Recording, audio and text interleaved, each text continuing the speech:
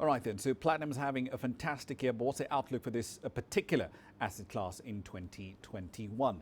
Let's explore that in some detail. Peter Major joins us now, of course, for a discussion on this. Peter, good to have you on the program yet again. It seems you always tend to speak in the first quarter of the year.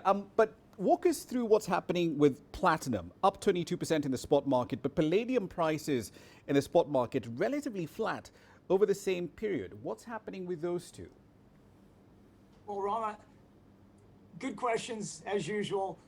They call them the PGMs, the Platinum Group Metals. And when you mine platinum, you almost always get the other 5 metals with you.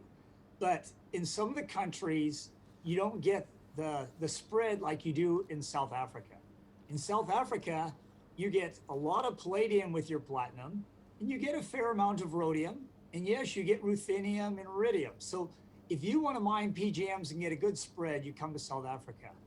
Now, what happened for a century, the platinum price averaged probably double what the palladium price did.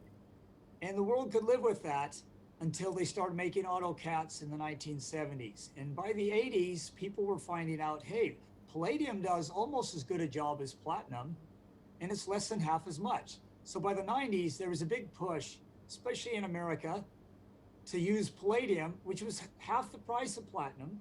And there was a surplus. You know, the Russians were dumping tons of it on the market with the fall of the Soviet Union.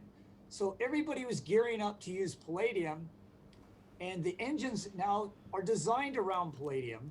So before you know it, now there's a squeeze. There's not enough palladium to go around for everybody. And China's come out of almost nowhere in the last 10, 20 years. It's now producing 20 million vehicles a year. That's more than America ever produced. So they've gone from almost 0 to 20 million in probably 15, 20 years.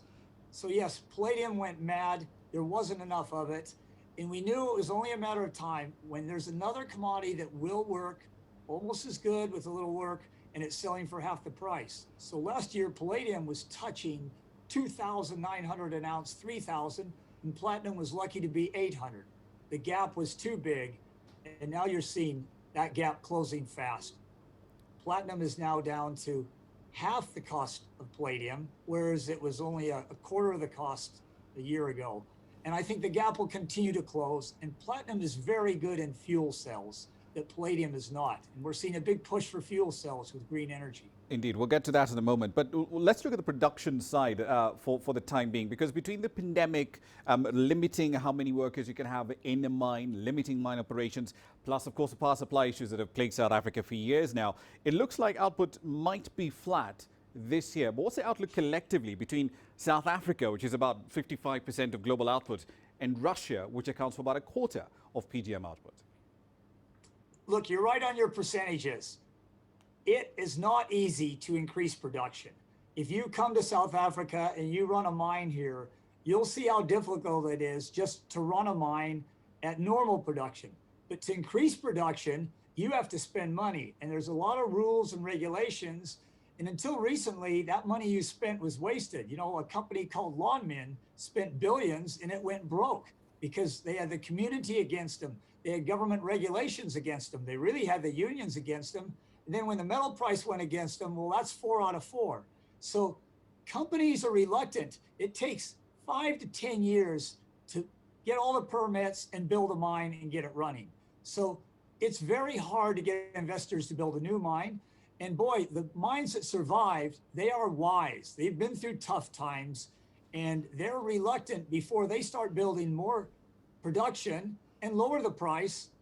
What for? They're actually quite happy paying out big dividends to long-suffering shareholders and tweaking their production. And that's all they can do. And the same with Russia. Russia's had flat production for decades. Canada, flat production for decades. Maybe not quite. There is North American palladium. It's growing, but it's small. Stillwater Platinum in America, it's trying to grow, but it's very expensive. It's got a difficult union too. So this isn't a garden hose. It is hard to increase production more than 5% one year after another. Indeed. Amplat's management had an interesting presentation last year. I mean, they basically made the case, look, we've been here before. Prices go up. It seems like there's a lot of future demand that will come out of nowhere in the future. As you mentioned, China's a huge market for vehicles at the moment. But Is this time different? I know that's a bit of a cliche question, but is this time different? This is the first time I've seen mining companies ask that question, Rama. Usually they say, oh, this time's different. It's going to keep going. And they just spin like there's no tomorrow. And it always reverts to the mean. It goes in a sine wave, it goes up, it comes back. This is a very different boom. All the mining companies, just look at Billiton today. They're paying out 85% of their earnings in a dividend. And this is prudent management, something we hardly ever see from mining companies when there's even a little rise in metal prices. It's very prudent management. I think they're really thinking of their shareholders. And yes, they have been here before. And now they're acting like they've seen this movie before. Now they're acting like they have been through this situation before. And they're proceeding cautiously and wisely. And, you know, if these prices stay up another 6 months, they'll increase some more production here. If the prices are like this at the end of the year, they will bring on more production. But everybody has seen this movie and they want to know, is this sustainable? Because these are insane prices. Indeed. You mentioned hydrogen fuel cell tech, which is an interesting new growth area, for lack of a better word, as far as platinum use is concerned. Walk us through the market potential there.